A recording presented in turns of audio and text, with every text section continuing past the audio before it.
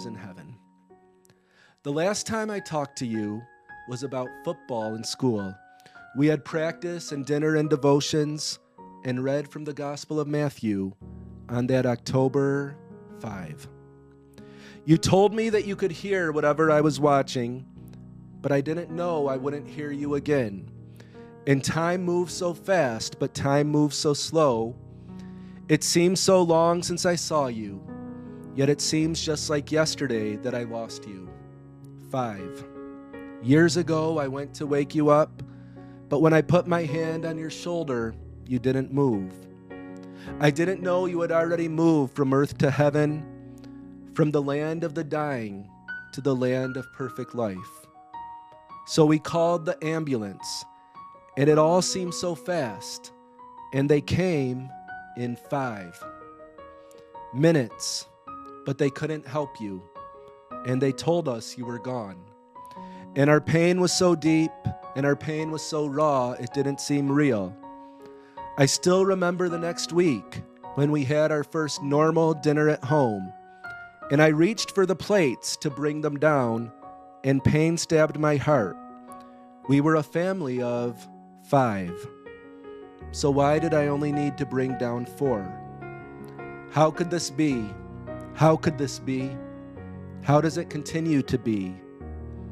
But the Lord is near to the brokenhearted, and when we are at our lowest, He is at His closest. And Jesus has been walking with us through it all. I still wonder, what have you been doing for 5 years in heaven? Does it still seem new? Do you ever see us down here? Did you hear the Parkway graduation back in June? When you were remembered and honored and your classmates and teachers and father talked about you as a beloved member of the class of 2025. You've had these years in heaven, and we've had these years on earth. You passed from the shadow and are in the sunshine, and from the temporary to the eternal. What I know for sure is that you're more alive now than you ever were before. And I think you're waiting for your mom and brother and sister and me so you can show us as a group of 5 what heaven is like and what it is like to be with Jesus. Here on earth, eye has not seen, and ear has not heard what Christ has prepared for those who love Him. But you have seen it, and because of Christ, we will see it too.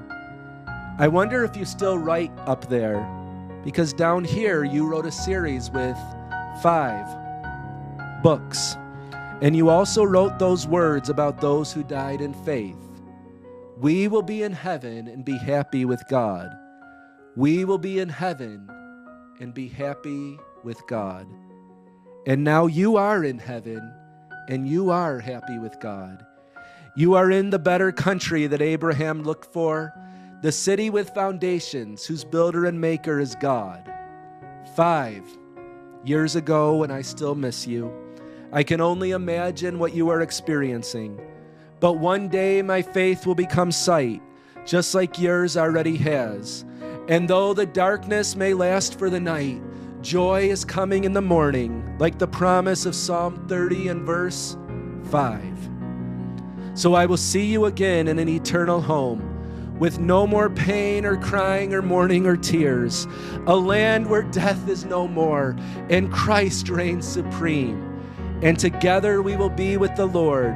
So for today we hold on to the words of Jesus in Revelation 21 and verse 5. Behold, I am making all things new. We will be with Christ in a new land and a new country and a new heaven and a new earth, where the Lord will make all things work together for good for those who love Him and are called by Him. I will see you again, Caleb, in a land where forever we will be with Jesus and be fully alive.